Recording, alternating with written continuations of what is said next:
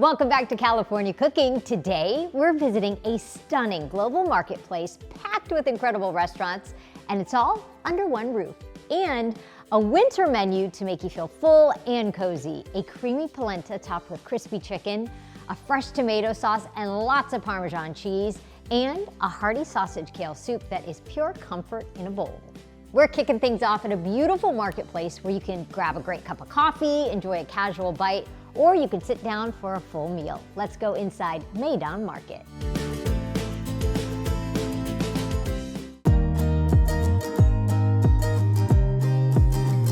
I'm Rose Previtt. I am the founder of Maydan Market and Maydan Restaurant.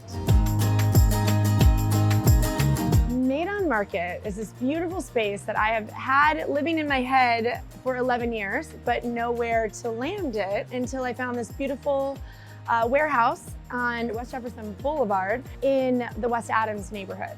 So about 5 years ago, I found this building where I thought I could finally put like the global village of my dreams. And what I mean by global village is not just my Middle Eastern fire-based restaurant Maydan, but also invite in other businesses. And the qualification for kind of who I called to fill the space was basically, cuisines from all over the world, but from folks that have lived in LA like their whole lives, and invited in some small businesses, some of whom have never had a brick and mortar space, some who just had a pop-up outside, but bringing them into the space to, provide food and stories of culture and history of their families with all the people that come in. I try to avoid food hall, but yes, the setup is of a food hall. But then the comparisons should end, because really it is meant to feel like a marketplace somewhere in the world. I was fortunate enough to travel all over the world, and in every country I went to, from Asia to the Middle East to Mexico, like everybody has these marketplaces. They've been having them for like centuries. And I love these spaces when I'm traveling, places where you can buy groceries, but you can also sit and have a meal. Some of the places, like in Seoul, South Korea, you have a night market where you share a table with people and you eat noodles together. And I was like, wait, why don't we have this communal space? So I'm inspired by those places. The design came out so much like it was in my head, but it took a village to create it. So there's a work of a couple architects, a couple designers. I feel like your dining experience should be experiential. I don't want it to just be like, oh, I came and I ate a steak and I left. Like, I want you to walk in, I want you to feel something. I want you to remember that there were these crazy pink fringy lights. I want you to remember that there were these lights over here, these pendants made in Morocco by a women's collective of women fleeing domestic abuse. But it is like industrial meets, a lot of very fine materials, but there's a lot of repurposed things. So everything here was incredibly thoughtful. I call it a temple to tile.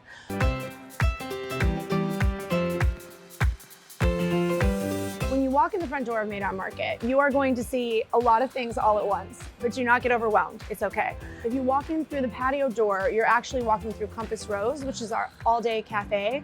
We like to say it's coffee and cocktails, as well as a traditional Georgian cheese bread that I kind of made very popular back in Washington, D.C. in my first restaurant, Compass Rose. So I moved Compass Rose here to share with Los Angeles, and then we have cafe food from 8 a.m. until like 10:30 at night. And then right past Compass Rose, you're going to encounter Yin Yang, which is a Thai grilled meats concept. Right next to him, you're going to find Lugia. That is from the founder of Pancho's Tayudas. Pancho, for 10 years, had a Friday night pop-up in front of his wife's office. She's the founder and the executive director of Cielo. And the two of them are like a powerhouse. And Pancho became famous for his tayudas, but you could only have them on Friday nights. So moving in here, you can now have them Tuesday through Sunday. Pancho shares the fire with my restaurant, Maydan Soup. That is my little Middle Eastern market and wine bar. We have a bunch of products that are either white label products things I've sourced from all over the world and put a pretty label on that says soup, or from Mina makers all over LA and all over the United States. You can also drink a glass of wine, have dips and spreads.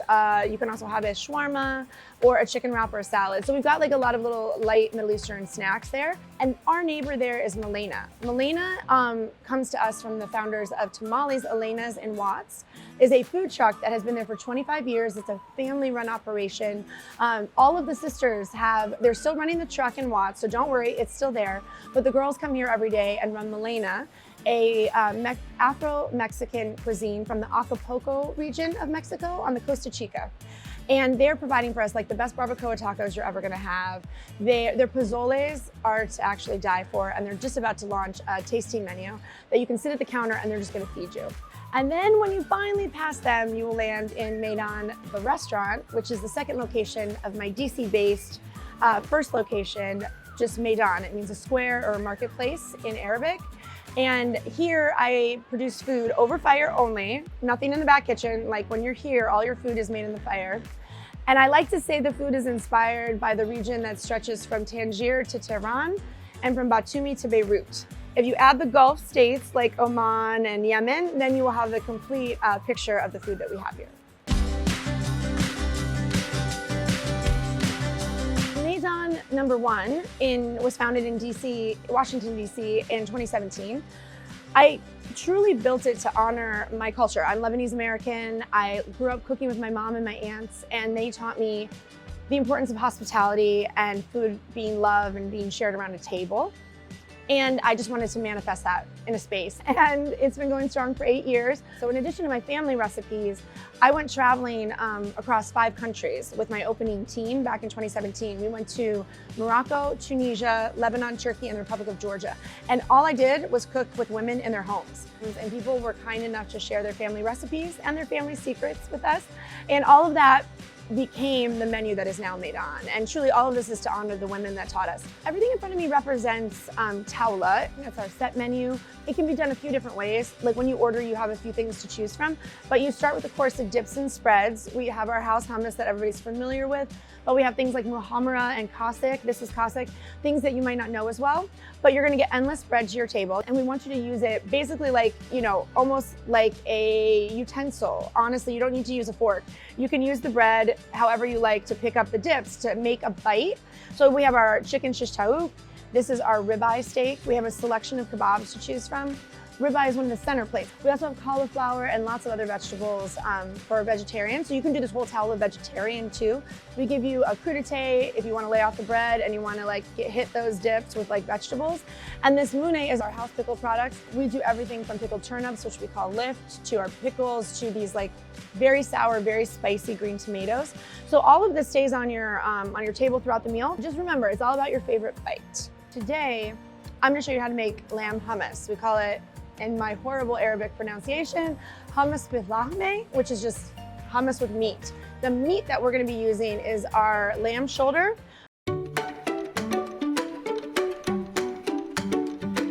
Today at Maydan, I am going to be making for you one of my favorite dishes.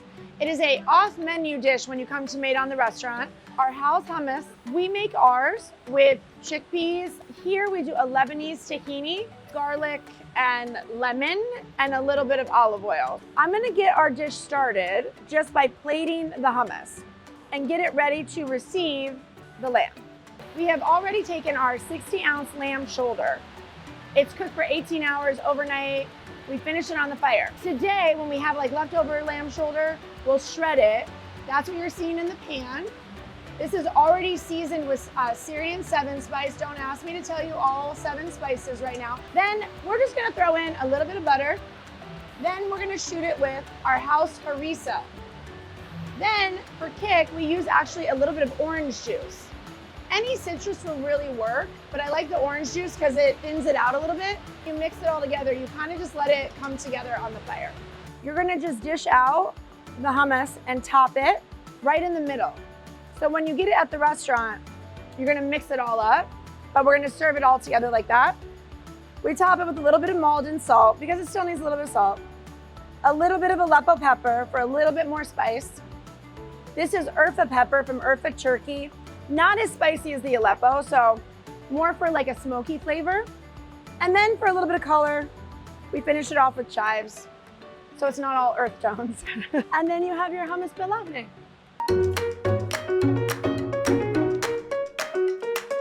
Thank you guys so much for coming today. I love having KTLA in the house.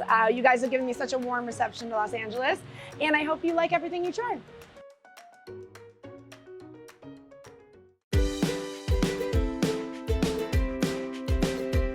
Coming up, a hearty soup that comes together fast and delivers big flavor. Then, crispy, creamy, and cheesy come together for this polenta chicken dish.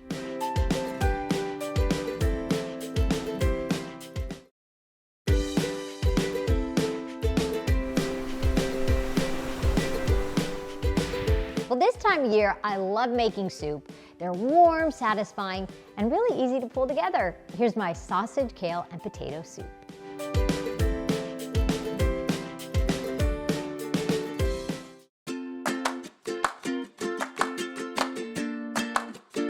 It is soup season, which I happen to think is the easiest way to get veggies and food that's good for you is when you make it into a yummy soup. And I just feel like it sits in the fridge for a couple of days and it's a great thing to just have on hand. It can be dinner, it can be lunch, but it's hearty, delicious, and this one's pretty easy. This one is, technically I think it was like a zuppa toscano or something like that. I'm obviously gonna riff on that, but the idea of this soup is a little bit of Italian sausage. I'm gonna use chicken Italian sausage, some kale, potatoes in like a broth, but with a little bit of heavy cream added. So, and I'm adding carrot as well. So it's got all the good stuff, kind of a meat and potatoes soup with some veggies thrown in.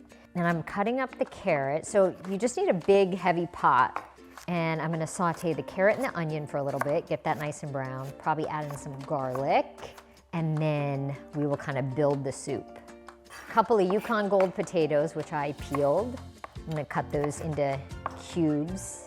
And then some onion. I've got a half a white onion. I'm gonna just cut that up into a small dice. So I think we got everything chopped up for now. Then we're gonna chop up some kale in a little bit, and I'll show you how we get this soup started.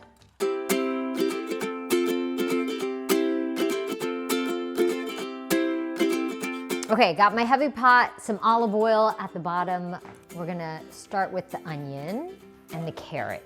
I'll do both. Want to brown it, lightly brown. You don't want to get anything too dark, but just soften things a little bit.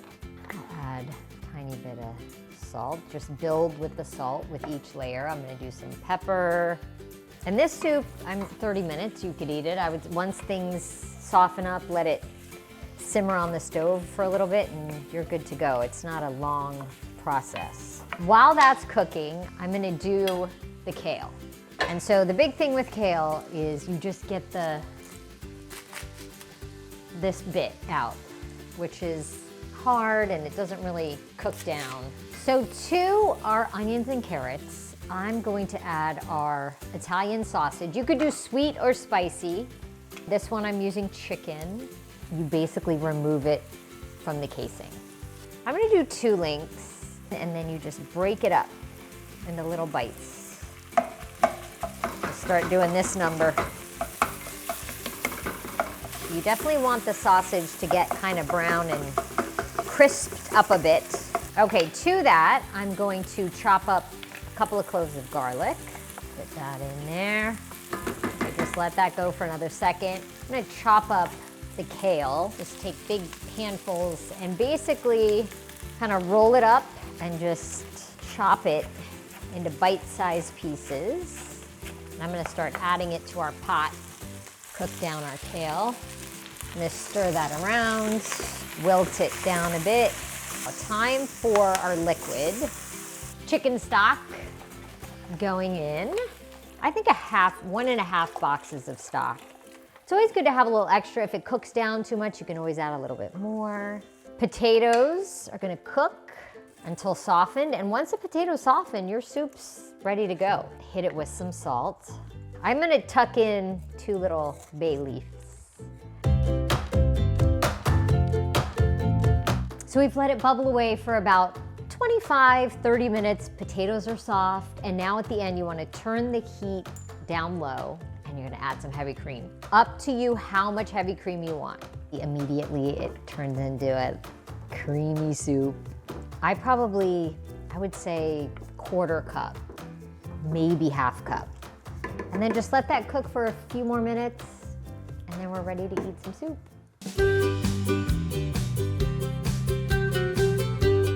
Our soup is done. No time at all. I think the longer though, if it stays on the stove and just gently cooks, the flavors kind of come together. And like I said, I think this soup tomorrow and the next day, even better. And then I'm gonna hit it with some grated parm on top. And I also love to, especially with Italian soups, but little drizzle of olive oil, and there you go. Soup is served.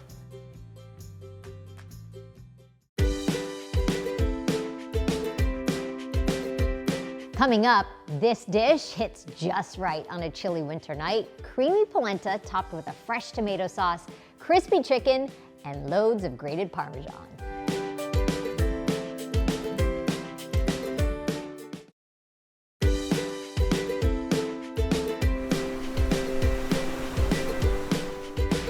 My favorite dishes always have some combination of creamy, cheesy, and crispy. So this polenta with mascarpone and Parmesan cheese topped with crispy chicken is a winner.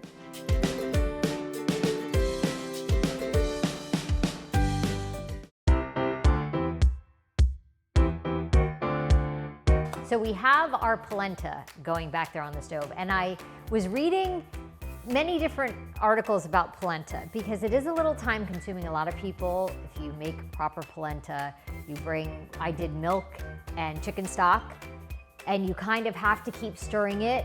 And this was in, I think, Food and Wine magazine, where a chef who had tested it said, she claims this method works. You heat the chicken stock in the milk, you bring it till it's almost boiling. You whisk in the polenta, a little bit of salt, turn it off, put the lid on, and let it sit for 45 minutes. No stirring. Then when you take the lid off, she said it's going to look like maybe you've made a mistake, but once you stir in the butter, and if you want to add, I'm going to add mascarpone cheese to it, it will just come back to life. So we'll see if her method works. While that is happening, I'm going to work on chicken. So this dish is basically a bed of creamy polenta, and then on top a layer of tomato sauce, and then on top of that some crispy chicken. I have chicken. I'm still gonna pound it and make it thinner. I love when the chicken is nice and thin. So I've got just my rolling pin and get it nice and flat, and then it cooks really fast. Okay, now to seasoning our chicken. They say season every layer. So I've got salt, pepper, garlic powder. For your first layer is a little bit of flour. So sprinkle a little bit of flour onto your chicken. And then we just coat it. So egg, maybe just a touch of salt in the egg, not too much. And then over here I've got panko, which are a Japanese breadcrumb, and I tend to mix it with a plain. You don't have to, you can use either or both. And then to that, some grated parm, some good grated parm. Again, a little bit of salt, Parmesan salty, so not too much, a little bit of pepper. We can start our breading. Time to pan fry some chicken. I have a mix of, I mixed avocado oil and olive oil just because I like the flavor that olive oil gives, but to kind of stretch out that olive oil with a little bit of avocado oil. So I like that combo. Big frying pan, medium-high heat, and we don't want to crowd our pan. You want the sizzle right away, otherwise you put it in too early.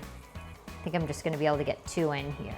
And because it's so thin, it'll cook pretty quickly. Don't want to burn it though, so medium. Flipping! Oh yeah, beautifully browned.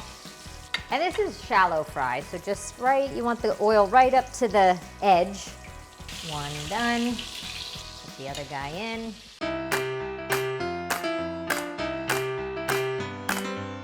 Our polenta is done, our chicken is done. Now the polenta with the trick that I read about, I think it would have worked, although at the very end, I did turn the burner back on very low and whisked it a few times, and it does look really good. So I didn't have to stir it the whole time, just at the very end, and it came out. So I'm happy with that.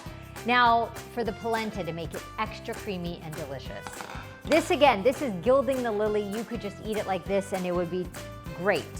I'm gonna add a little bit of butter, and we're gonna whisk that around because polenta and butter are best friends. some mascarpone, which is just a creamy level. I mean, this is just extra. You don't have to do that. A little sprinkle of Parmesan, because we are gonna add a little more on top. Not too much. Now look at that. Look at this. So here's how I wanna serve it. I've got this dish here. Look at this creaminess. Oh my goodness. So I'm gonna just make a bed. I happen to have a jar of Rayo's tomato marinara sauce open in the fridge. I've got our crispy chicken. And you could, to serve it family style, I would just do it this way, but you can do it however you would like. And I would just take our chicken and do that little number. You could do some basil, parsley for a little green, but I'll just do a little more of this and dinner is served. You gotta have all of it in a bite here. So comforting. That's all I can think of when it just is so comforting. I hope you try it. For all the recipes featured on today's episode, be sure to follow us on Instagram at KTLA California Cooking. Well, that does it for us. Thank you guys for watching. See you next time.